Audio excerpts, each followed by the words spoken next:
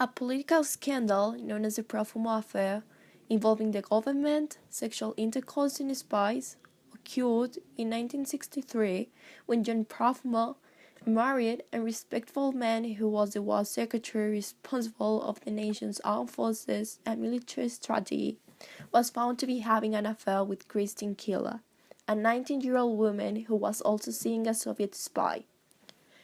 John Profumo lied to the House of Commons and denied the affair. However, he was unmasked as a liar and then he had to resign. The scandal ended with the Conservative Party. Therefore, in 1964, the Labour Party won the general elections. The confrontation was an undeclared war, with most of the action occurring in the border areas between Indonesia and East Malaysia, on the island of Borneo, known as Kalimantan in Indonesia. The conflict was characterized by a routine and isolated ground combat set of strategic low-level brinkmanships.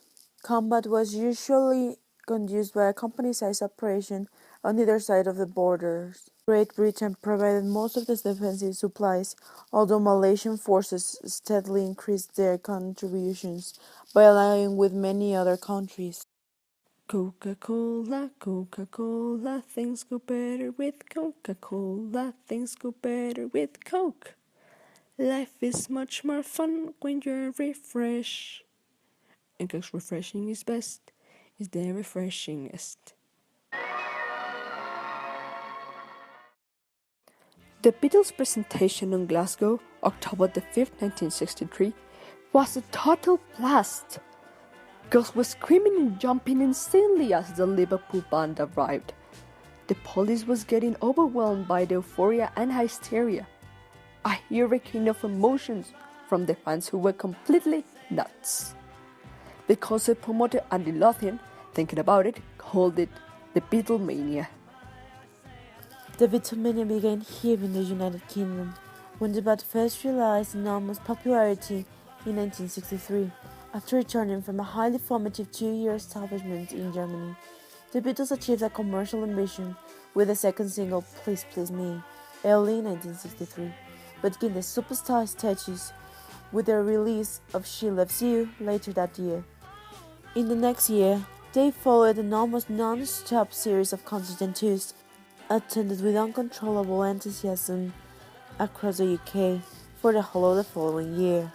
The Beatles' popularity in the UK became enormous compared with the most notable American artists, Tom Rowe, Chris Montes, and Roy Orbison, whose UK chart success kept them from being banished by the Beatles during their 1963 nationwide tours. The Beatles established the formula of success, being the genesis of pop music. Every single teenager was a Beatles fan. Simultaneously, another big band arrived, the Rolling Stones, gaining fans with weekly presentation in the Karate Club. Their songs rapidly became hits as they were hired by Dick Rowe, thanks to the recommendation of the Beatle George Harrison. The unique image of the Rolling Stones made them to be seen as vandals by the adult public, who catalogued them the Beatle antithesis. The rock phenomenon rised not only in the United Kingdom, but traveled through the Atlantic all the way to the United States. The British bands had invaded the American nation with their new culture. The Beatles were the first to arrive and succeed, but then other bands like the Animals and the Rolling Stones joined the British invasion. Dozens of bands would later use the initial success to take their music to the United States, bombarding it with culture, internationalizing rock, and spreading Anglophilia, which is the love for Great Britain.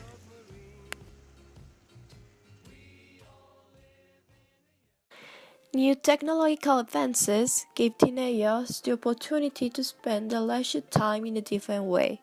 The color television was introduced, and the pocket transistor radios, which the majority of the teenagers owned, allowed them to listen to the music that was spreading through the country. As we may remember, in the 60s decade, Great Britain was still recovering from the Great War. In addition, we find love a nation influenced by American culture. This led to a new artistic movement, At the beginning, the independent group, which was mainly conformed by Eduardo Paolosi, Richard Hamilton, Allison, and Peter Smithson, discussed about how modern technology and mass media affected the British society. This group started to use American images, those which were very common in American media. Eduardo Paolosi presented his colleges called Bunk to the members from this group. This was the time when the word pop was used by first time. Few years later, Richard Hamilton created his collage called What Is That Makes Today's Home So Different, So Striking? Some of you have seen his collage in famous exposition. This is the Tomorrow in the Whitechapel Gallery. By the year of 1965, the pop art was already part of our nation. Ladies and gentlemen, prepare yourself for a new fashion era. Ritz Fashion is glad to introduce you the latest fashion for men and women in the whole Great Britain. Nice, right? And the best part is that you can get all these fashionable outfits and clothes for a very good price. What are you waiting for? Visit our stores and check what's on. Ritz Fashion, the most fashionable boutique in Great Britain. Economy in the Great Britain is passing through one of the most painful moments in all history. The pound has been devaluating progressively since 1955, the late post-war when Winston Churchill abandoned his charge as Prime Minister. At that time, the Conservative frontrunner Anthony Eden took unhealthy decisions on economic management. His government suffered from a colossal handicap, since, on the last months of 1956, 1 year after assuming the prime minister charge in the Great Britain Parliament, Egypt decided to nationalize the Suez Channel, thus triggering the Suez War, in which Egypt rose as the clear victor, demonstrating the incapacity of the government's military logistics. The mercantile field was harshly affected because of the rising taxes. The British companies failed on expanding to international markets. As a result of this situation, the exportation earnings were reduced. Since the minister willed to preserve the pound's economical worth, he decided not to make further changes in the economical system, disturbing the population's stability and reliance on their national currency. After this, two other Conservative ministers held power in the parliament. They only had a passive control of the monetary system. Their lack of competence broadened the crisis constraints and led to further financial decadence.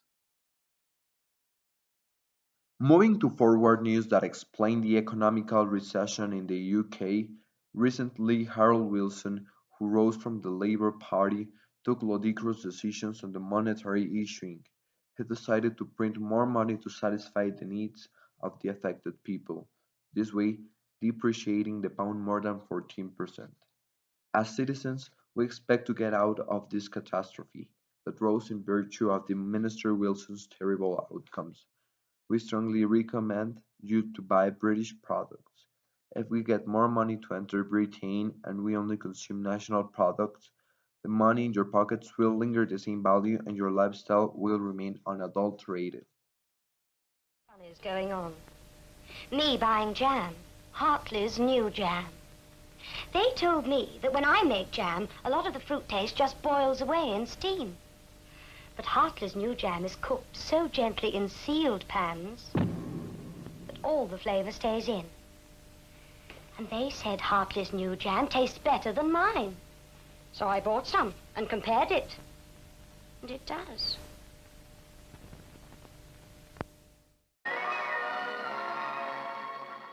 Let's remember of the hippie movements.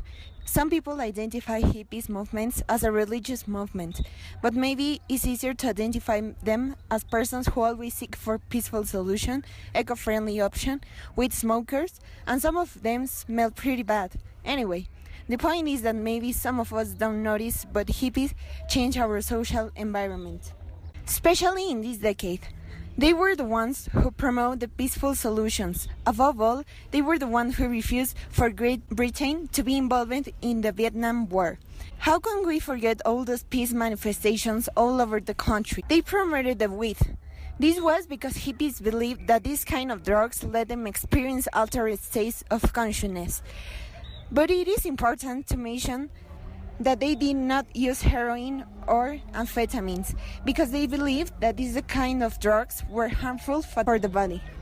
One of the biggest aspects associated with the hippie movement was the pursuit of peace and freedom. When the Vietnam War happened, even though Britain was not directly involved, some British musicians wanted to show people the horrors of the war.